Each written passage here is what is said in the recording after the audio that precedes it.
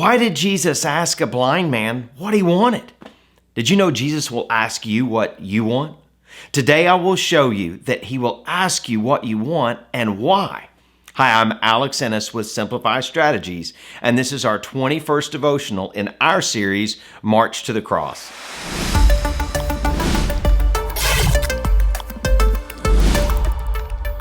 Hey, thanks for being here today. At Simplify Strategies, we give God-inspired solutions to help you with your personal challenges to help you find your path forward. Today we meet Bartimaeus in our 25 unique persons and things Jesus met on his way to the cross and resurrection. The Your Path Forward takeaway is this: what do you want? Mark 10:46-52 is the story of Bartimaeus. Then they reached Jericho, and as Jesus and his disciples left town, a large crowd followed him. A blind beggar named Bartimaeus, son of Timaeus, was sitting beside the road. When Bartimaeus heard that Jesus of Nazareth was nearby, he began to shout, "Jesus, son of David, have mercy on me." "Be quiet," many of the people yelled at him, but he only shouted louder, "Son of David, have mercy on me." When Jesus heard him, he stopped and said, "Tell him to come here." So they called to the blind man, "Cheer up. Come on, he's calling you." Bartimaeus threw aside his coat, jumped up, and came to Jesus. "What do you want me to do for you?" Jesus asked. "My rabbi," the blind man said, "I want to see." Jesus said to him, "Go, for your faith has healed you." Instantly, the man could see, and he followed Jesus down the road. Now, that particular story is in Mark 10:46-52. And what we find is this incredible scene. Jesus is at the end of the journey where he's traveled to various places. And now then he is beginning to head towards Jerusalem. And this is a critical point because in heading towards Jerusalem, he is heading toward the cross. And so we have this moment where this beggar begins to cry out for help. And we've talked about this in previous devotionals that they had a deep-seated belief that if you had an illness or a disease, well, it was caused by you, your sin, or maybe sin within your family. And so here's Bartimaeus, and he's crying out to Jesus. He's on the side of the road. For many of us, if we saw a blind person, we would try to help them or try to help them get to Jesus, but instead they're keeping him away. As a matter of fact, they began to be so annoyed with his yelling. I don't know about you, but I've met a few annoying people in my life. You probably have them as well. And you know something? When the annoying person is not getting the attention that they want, what do they typically do? Well, they become like Bartimaeus, where they just get louder and they get more annoying, and that's what he does. But he says something very critical here that maybe to many of us, we don't quite understand what he was saying, but he said, "Son of David."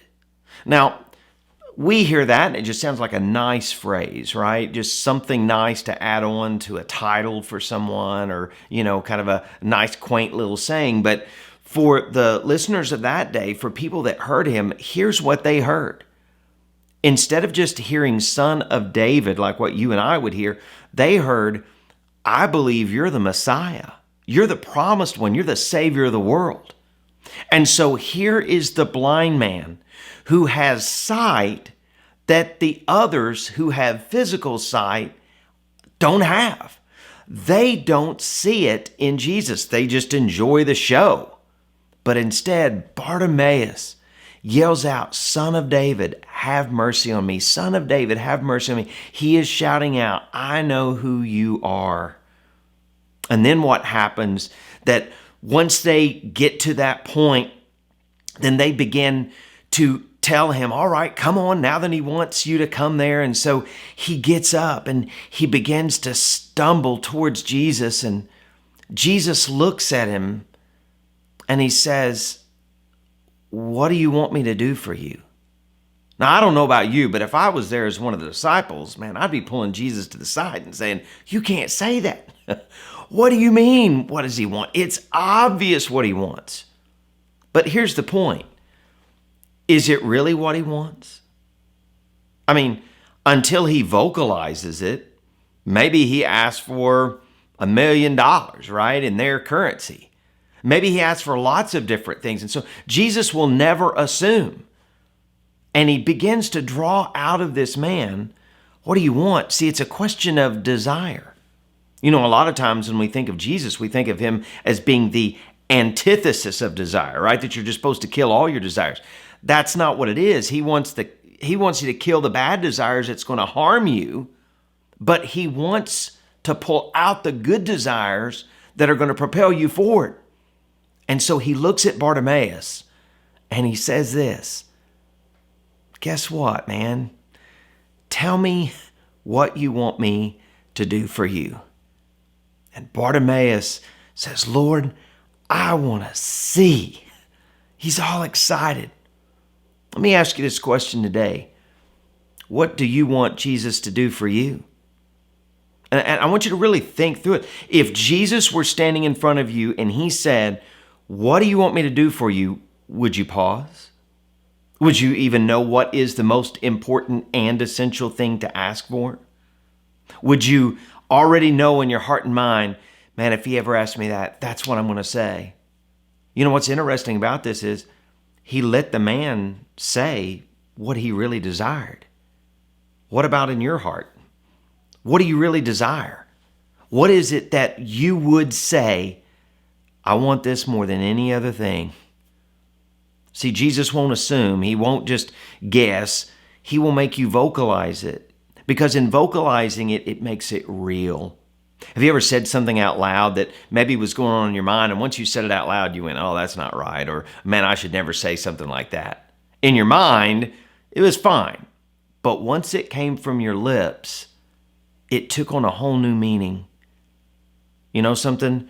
Jesus looks at you and I, and here's what he says. What do you want from me? What do you want? It's a question of desire.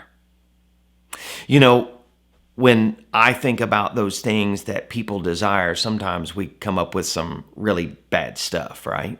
Sometimes we come up with some very selfish things.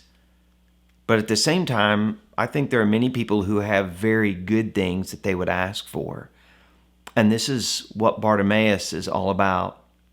You may not know this, but a lot of times when the New Testament names a person, and if you noticed in there it said Bartimaeus, son of Timaeus, it's because the writer of this is writing to the early churches and letting them know who this person is. And what would have happened was he's trying to get across to them, you know, Bartimaeus, son of Timaeus. In other words, Bartimaeus became part of the early church. It even says that he followed Jesus down the road. Man, what a beautiful picture, isn't it? Let me ask you this question. Are you following Jesus down the road? I hope that you are. Hey, listen, if these devotionals are helping you out, I want to encourage you to like and share and subscribe to these videos so that YouTube sees that. And then what they do is they begin to help put that out to a broader audience. I just want to thank you for watching these. And listen, next time in our series, I'm looking forward to our 22nd person. It's hard to believe we're getting towards to the end here, towards 25, but we'll look at our 22nd person. Well, actually, it's going to be a thing, and you'll find out next time. Hi, I'm Alex Ennis with Simplify Strategies. Thanks so much for watching.